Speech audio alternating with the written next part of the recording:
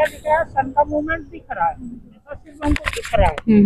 Movement कहाँ से कहाँ तक दिख रहा है, हमारी पृथ्वी के उत्तरी गोलार्ध से दक्षिणी गोलार्ध में, दक्षिणी गोलार्ध से उत्तरी गोलार्ध में।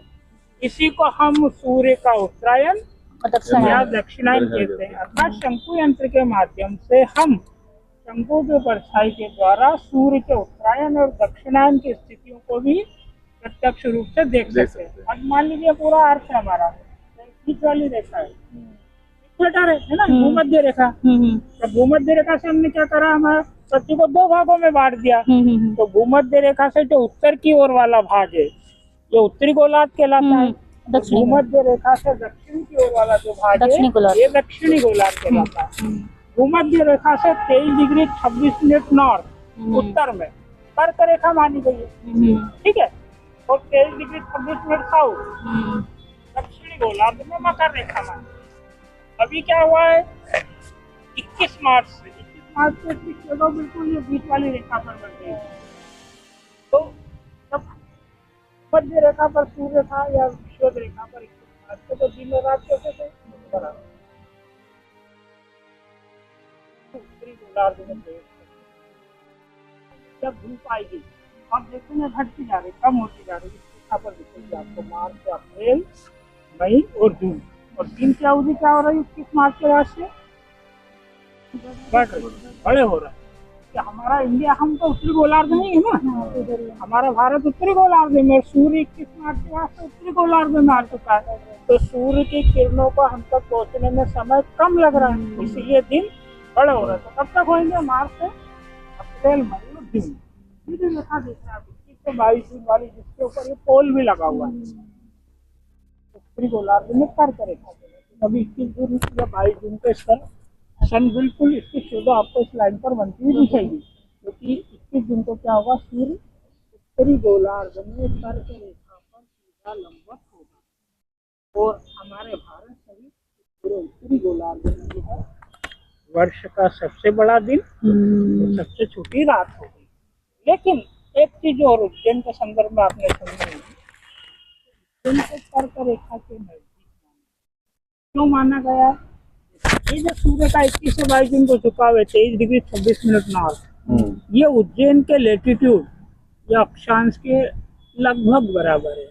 उज्जैन का अक्षांश है 23 डिग्री 11 मिनट नॉर्थ, यानी कि दोनों बराबर हुए। तो उज्जैन सूर्य से कहाँ रहेगा, ठीक उज्जैन के ऊपर ही रहेगा। तो हम स्थानीय समय की यदि बात करें तो ठीक 12 बजे, या IST की बात करें तो 12:28 पर इसकी शेडो 21 या 22 जून को बिल्कुल जीरो बनना बंद हो जाएगी, जीरो हो जाएगी, बिल्कुल जीरो। अब घटना को प्रैक्टिकली आप देख सकते हैं 21 जून को अभी आता, अभी इस वर्ष 21 जून को होगी घटना, प्रैक्टिकली दिखेगा।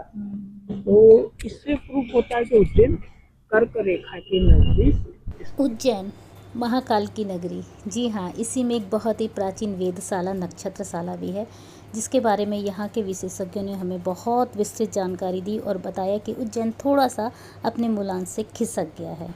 जानते हैं इस बारे में विशेषज्ञ क्या कहते हैं।